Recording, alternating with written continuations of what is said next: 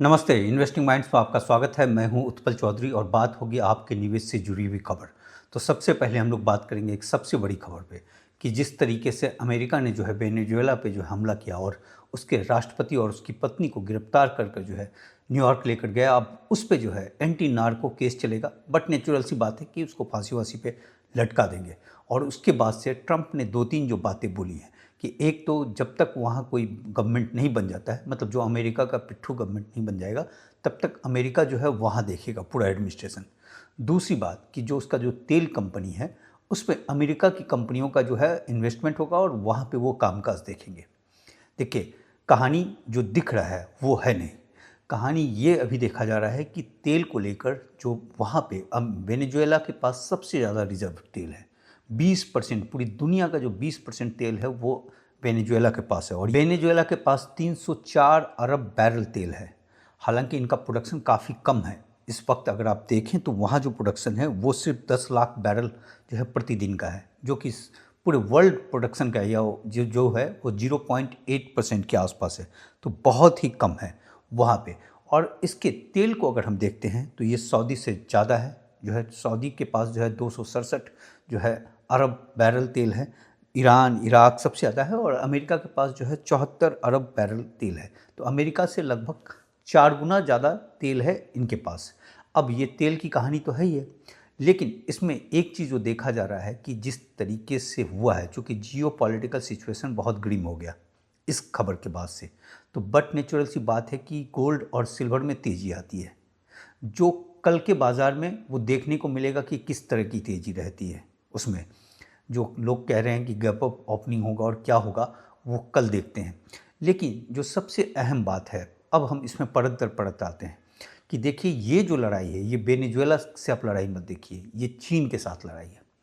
क्योंकि जब इसको कल गिरफ्तार किया गया उसमें चीन का डेलीगेशन जो है वो वेनेजुएला पे मौजूद था और इन लोगों के बीच जो है वो आर्म्स को लेकर कोई एग्रीमेंट होना था कि वहाँ के इसके सुरक्षा को देखिए और तमाम चीज़ इस बात को लेकर एग्रीमेंट होना था। और उसके पहले ये हमला किया गया, नंबर एक।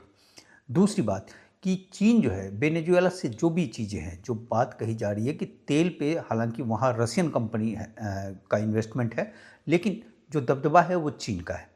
और साथ में जो अब जो बात होगी कि वेनेजुएला के पास जो और पड़े हुए हैं, ये रिपोर्ट जो है ये हमने बिल्कुल ऑथेंटिक जगह से निकाला है।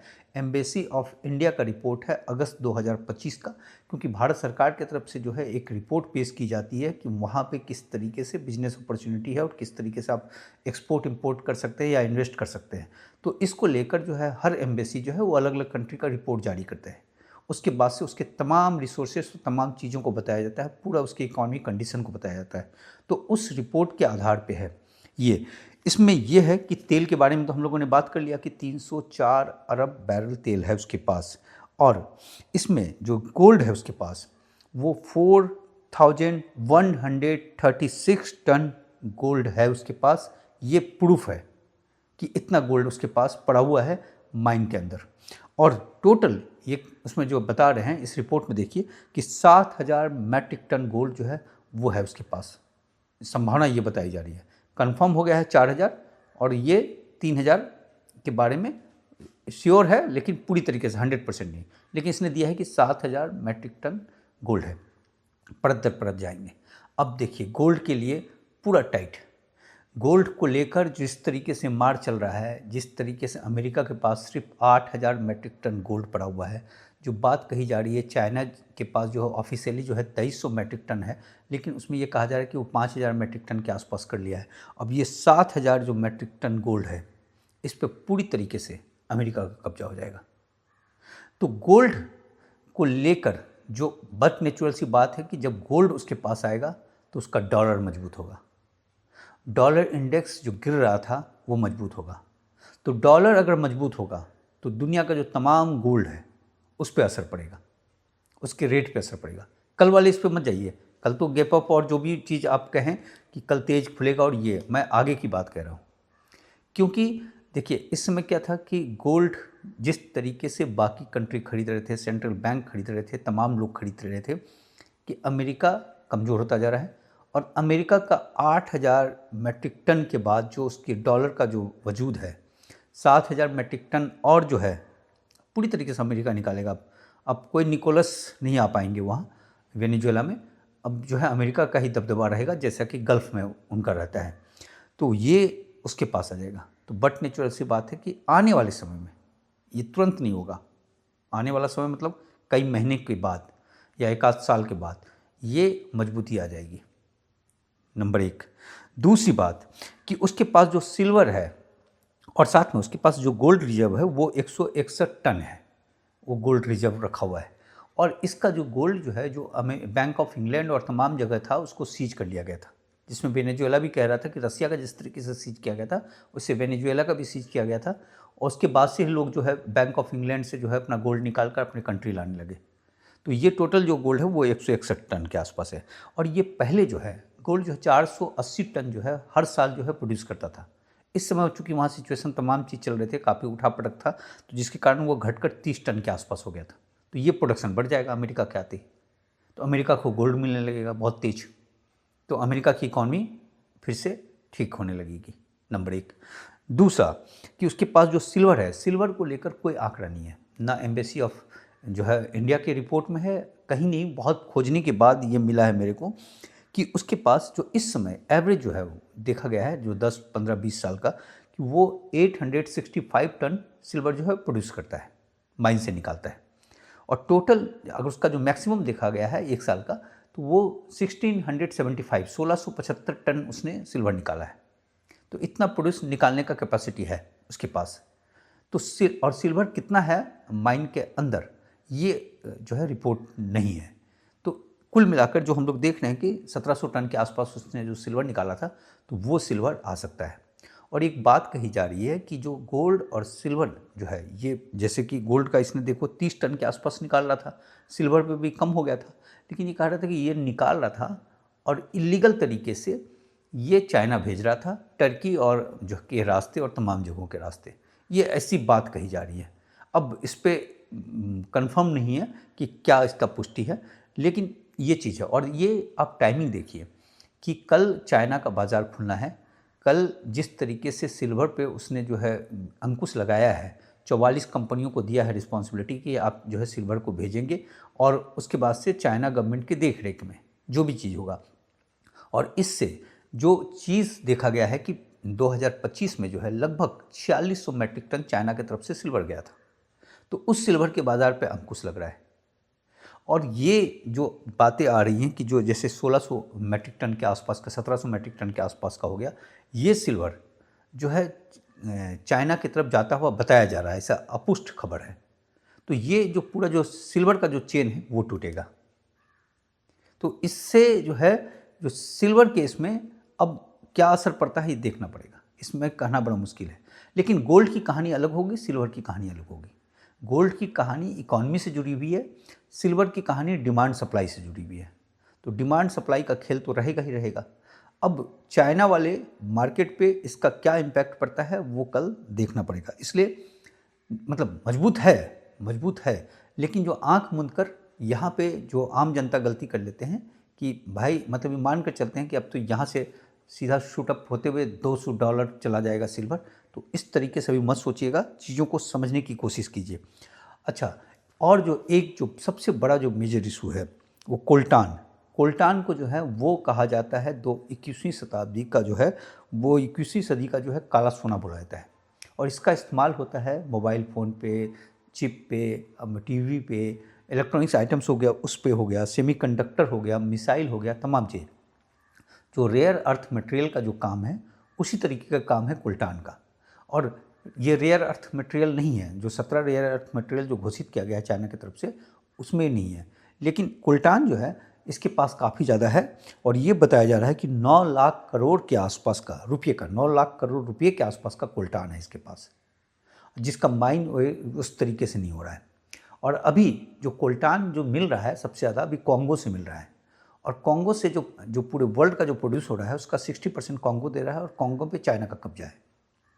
तो इस तरीके से जो एक कोल्टान जो रेयर अर्थ मटेरियल का सब्स्टिट्यूट है, उससे स्ट्रांग है, तमाम चीज़ है, उस पर अमेरिका का कब्जा हो जाएगा। देखिए, रेयर अर्थ मटेरियल को लेकर चाइना ने जिस तरीके से अंकुश लगाया था उस पर जो है ढीला पड़ेगा कोल्टान के मिल जाने से। साथ में जो बाकी चीज़ें हैं, बॉक्साइट इसके पास काफ़ी है, जो है 18,100 लाख टन के आसपास है, तो जो है काफ़ी ज़्यादा है। और डायमंड भी इसके पास काफ़ी है, जो है कॉपर के बारे में क्लियर नहीं है। ये सब तो ठीक है, लेकिन जो असली खेल है गोल्ड, सिल्वर और जो है कोल्टान, तो अब इसका क्या असर पड़ता है वो देखना पड़ेगा। बाकी तेल तो है ही है कि तेल पे जो है कब्जा हो जाएगा पूरी तरीके से उसका, और वर्ल्ड का सबसे ज़्यादा तेल जो है वो वेनेजुएला के पास है। तो ये हम लोग आगे चलकर देखेंगे कि किस तरीके से तमाम चीज़ पे उठापटक होता है। तो सावधानी पूर्वक ही रहिएगा। सावधानी हम हरदम बोलेंगे, क्योंकि आंख मूंद कर उछल कर बिल्कुल नहीं लगाना चाहिए, लेकिन जब थोड़ा सा मोमेंटम आए तो मोमेंटम का फ़ायदा भी उठाना चाहिए, लेकिन संभल कर उठाना चाहिए। देखिए, गोल्ड सुरक्षित होता है, लेकिन लोग फिर भी उसमें नुकसान कर जाते हैं। क्यों कर जाते हैं? क्योंकि जो है सोना कभी फेल नहीं होता। ये बात तो मालूम है कि सोना जो है गिरेगा भी तो एक सर्टेन तक गिरता है, उससे ज़्यादा नहीं गिर सकता, लेकिन उसके बावजूद भी लोग फेल हो जाते हैं उसमें। क्यों? एक तो धैर्य नहीं रखते कि उसको अगर खरीद लिया है तो आप उसमें जो है लंबे समय बने रहिए, तो वो धैर्य की कमी होती है। जो है बहुत बार जो है गलत समय में खरीद लेते हैं आप, गलत उम्मीद के साथ खरीद लेते हैं, और फिर वो उम्मीद पूरा नहीं होता, और वो उम्मीद जो है छोटा होता है, तो उससे आपको निकलना पड़ता है। और जो सबसे बड़ी बात होती है कि भावनात्मक फैसला कर लेते हैं आप, तो उसके कारण जो है ये दिक्कत होती है। और आप भावनात्मक के कारण जो है महंगा प्रीमियम में खरीद लेते हैं, जब बेचने जाते हैं तो वो प्रीमियम मिलता नहीं है, तो इस कारण नुकसान होता है। और जो समझदार लोग जो होते हैं, डर के समय क्या होता है कि सोना महंगा हो जाता है जो है, और जब बोरिंग समय होता है तो तभी सोना सस्ता रहता है। और कल जो है महाडर का समय है, क्योंकि जिस तरीके से हुआ है जियोपॉलिटिकल चीज़ें जो डेवलप हुई हैं वो एक्सट्रीम है कल का केस। तो कल क्या इम्पैक्ट पड़ेगा, लेकिन इसके साथ हमने कल नहीं बताया आपको, हम आने वाला एक साल बताया आपको कि किस तरीके से गोल्ड पे अमेरिका का एक तरह से बैठे बैठे पूरी ज़िंदगी में उसने 8,000 मैट्रिक टन जमा किया अब से लेकर, और 7,000 मैट्रिक टन गोल्ड जो है उसको खटाक से मिल गया। अब तो सोच रहे हैं उसके डॉलर पे कितना मजबूती होगा। और जो इकॉनमी के बारे में जो बताया जा रहा था कि अमेरिका का इकॉनमी फंस गया है पूरी तरीके से, ये एक मूव से जो है उसके इकॉनमी को जो है राहत मिल जाएगी। क्योंकि अब ट्रंप भी जो उसने कहा है कि आइए देश के लिए पैसा कमाना शुरू करें, ये ट्रंप का भाषा था, क्योंकि ये एक्स्ट्रा पैसा आएगा और अमेरिका का इकॉनमी मजबूत होगा। तो उसका देखिए दो बातें हो गई, अमेरिका का इकॉनमी इससे स्ट्रांग होगा नंबर एक, दूसरा जो है गोल्ड मिलेगा, तीसरा सिल्वर मिलेगा, चौथा कोल्टान मिलेगा रेयर अर्थ वाला, और तेल तो मिल ही रहा है, हम तेल पे ज़्यादा जा भी नहीं रहे हैं, जो है इसी चीज़ पे जो अभी चल रहा है। तो ये चीज़ से जो पूरा जो सिचुएशन बदला हुआ था, जो चाइना के फेवर में गया हुआ था, वो एक मूव से अमेरिका के फेवर में जाता हुआ दिख रहा है।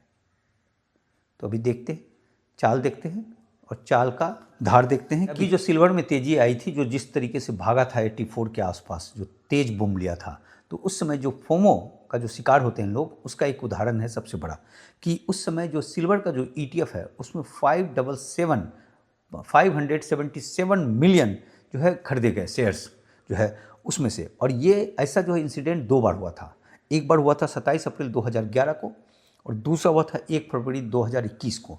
और उसके बाद से वहाँ पे ज़बरदस्त बिकवाली हो गई थी, क्योंकि लोगों ने जब ऊपर के फोमो में खरीदवा दिया और फिर उसके बाद जाकर बेचा, और बेचने के बाद जो है प्रॉफिट काट लिया।